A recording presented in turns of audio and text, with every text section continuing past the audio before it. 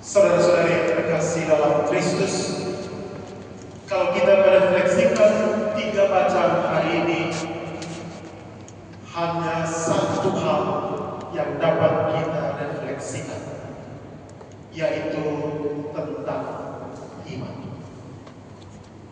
Iman membantu kita untuk melihat sejauh mana hubungan kita dengan Tuhan. Imanlah yang menggerakkan kita untuk senantiasa ke gereja setiap hari. Saya ingat waktu baru ditabiskan menjadi imam, saya tinggal di sini. Lalu satu ketika ada imam yang mengatakan, "Pater, kalau bisa kunjungi ibu saya di rumah sakit." Lalu dalam perjalanan di taksi, saya dengar bahwa saudari tuannya baru saja menghembuskan napas terakhir. Ibunya di rumah sakit punya kanker stadium 4. Lalu dokter mengatakan, memvonis bahwa umur ibunya sebentar lagi akan meninggalkan, sehingga keluarga harus mempersiapkan diri. Lalu ketika sampai di rumah sakit Prince of Wales, pertanyaan pertama yang dilontarkan oleh umat ini adalah, kenapa? Kenapa Tuhan membiarkan hal ini terjadi dalam keluarga saya? Lalu sebagai imam baru, saya tidak bisa menjawab pertanyaan ini. Lalu saya katakan, marilah kita ke tempat yang agak sedikit sunyi karena waktu itu banyak orang. Lalu saya katakan, kita hanya bisa berdoa. Yang sulit dimengerti oleh umat ini adalah bahwa ibunya sementara sekarang dan kakaknya baru saja meninggal, dan berita kematian ini tidak boleh diberitakan kepada ibunya, karena kalau diberitakan kemungkinan besar ibunya juga akan meninggal. Lalu dalam percakapan pertama-tama dia katakan, sulit untuk menerima apa yang kurang dari saya sehingga Tuhan melakukan hal ini kepada saya. Saya kira pergumulan iman seperti ini juga dialami oleh kita masing-masing. Tadi pagi saya dengar berita Mbak Yuli, anaknya ketabrakan dan meninggal tiba-tiba. Atau ada juga pengalaman kita masing-masing, seperti Pak El, tiba-tiba majikannya terminit. Kadang melalui pengalaman-pengalaman ini kita seringkali bertanya, kenapa Tuhan membiarkan ini semua terjadi? Dan inilah yang dialami oleh Habakuk dalam bacaan pertama yang baru saja kita dengar hari ini. Habakuk mewakili bangsa Israel. Dia seperti Nabi Yeremia mengalami situasi pembuangan di Babel. Dan di sana dia menyaksikan sendiri bagaimana bangsa pilihan Tuhan mengalami situasi tapal batas yang begitu mengerikan.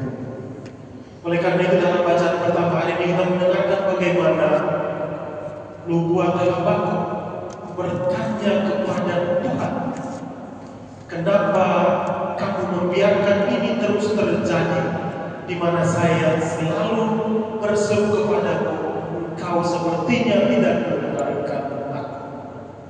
Ketika saya berseru kepadamu penindasan, kau tidak mendengarkan aku. Situasi inilah yang mungkin juga dialami oleh kita masing-masing. Pergumulan hidup kita menantang iman kita, dan seringkali kita bertanya, di manakah Tuhan yang kita percaya? Namun satu hal yang pasti dalam bacaan pertama hari ini, Tuhan menjawab Habakuk bahwa pada saat penggenapan nanti semuanya akan terjadi dan itu tidak akan ditunda. Yang penting bahwa kita tetap yakin dan percaya pada iman kita. Dalam bacaan kedua hari ini, dalam surat Rasul Paulus kepada yang kedua kepada Timotius, Santo Paulus sendiri menulis surat ini ketika ia berada di dalam penjara. Dalam penjara ketika mengalami situasi kegelapan, namun dia mencoba untuk memberikan satu kekuatan kepada Timotius untuk menyalakan api pewartaan kasih Allah itu.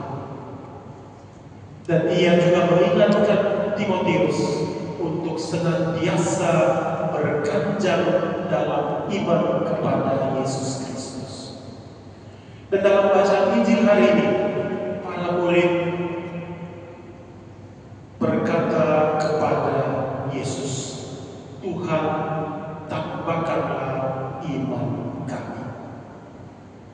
Kalau kita mau melihat sebelum Injil hari ini, bagaimana Yesus setelah melakukan pewartaan paling kurang di Galilea, dia menyelesaikan tahap akhir sebelum menuju ke Yerusalem. Dan dalam perjalanan ke Yerusalem, dia mengatakan kepada para muridnya bahwa Anak Manusia akan menderita sengsara, wafat disalib, namun pada hari yang ketiga akan dibangkitkan. Selanjutnya Yesus juga berhadapan dengan orang Farisi dan orang Saduki, dan ia selalu mengatakan sangat sulit untuk orang masuk ke dalam kerajaan surga.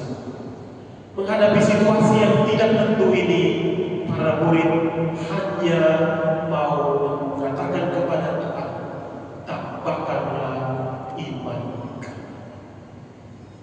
Yesus tidak menjawab pertanyaan ini secara langsung, tetapi dia mengatakan dua perumpamaan.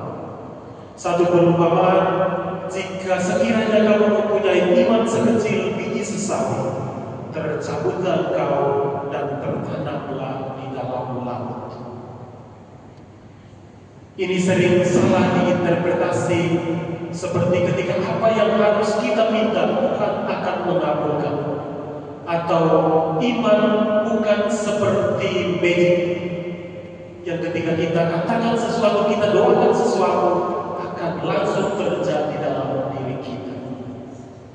Namun Injil Lukas mengatakan kepada kita, iman harus dilakukan dengan perbuatan. Oleh karena itu, Rasul Yohanes Yakobus mengatakan bahwa iman tanpa perbuatan adalah mati. Tadi sebelum kesini ada satu umat setelah misa bahasa Inggris datang kepada saya baru lihat bukannya. Lalu dia katakan, Romo kalau masih ingat beberapa bulan lalu saya telepon ke paroki untuk bantu ibu saya dibaptis. Lalu saya katakan, saya sepertinya baru lihat muka kamu. Lalu dia katakan, keluarga saya semua Katolik, tapi karena saya sibuk bekerja, tidak punya waktu untuk ke gereja. Lalu saya katakan, ketika ibumu masih sehat, apakah kamu mengatakan untuk mengajak dia untuk dibaptis? Dia katakan, tidak. Lalu kenapa sekarang kamu harus memberitahukan kepada kami untuk ibumu dibaptis? Lalu dia katakan, keluarga kami semua Katolik, kami harap ibu bisa dibaptis untuk nanti ketika meninggal dimakamkan di kuburan Katolik. Lalu apa jawaban saya? Saya katakan, saya tidak akan. Dan kalau ibu meninggal juga, saya tidak akan tulis surat. Alasannya kenapa?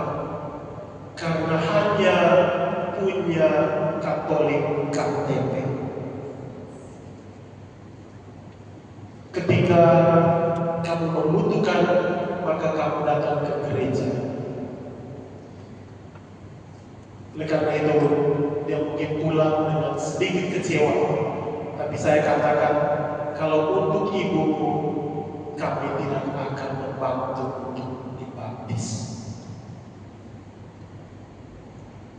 Dulu sebelum ibunya berparing, kamu sebagai seorang Katolik, semuanya Katolik, tidak pernah ke gereja, dan baru hari ini saya melihat kamu.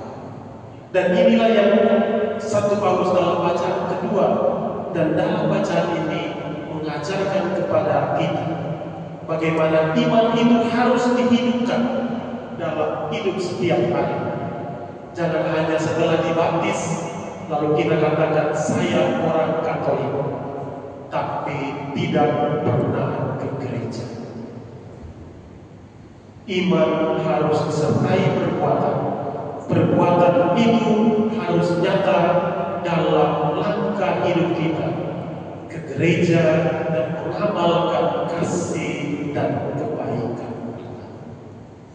Karena itu saudara-saudara yang terkasih, 3 bacaan hari ini mengajak kita sekalian untuk memperdalam, menguatkan iman kita.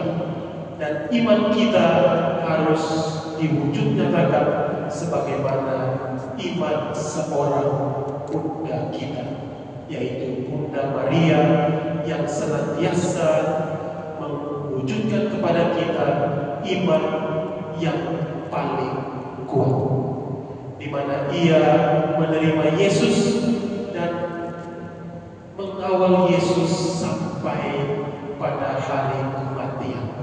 Dan setelah Yesus wafat pun Maria senantiasa ada bersama-sama dengan para muridnya. Karena saudara-saudara yang terkasih, marilah kita memohon kepada Tuhan kiranya iman kita ditambahkan dan melalui hidup setiap hari iman itu mesti dihayati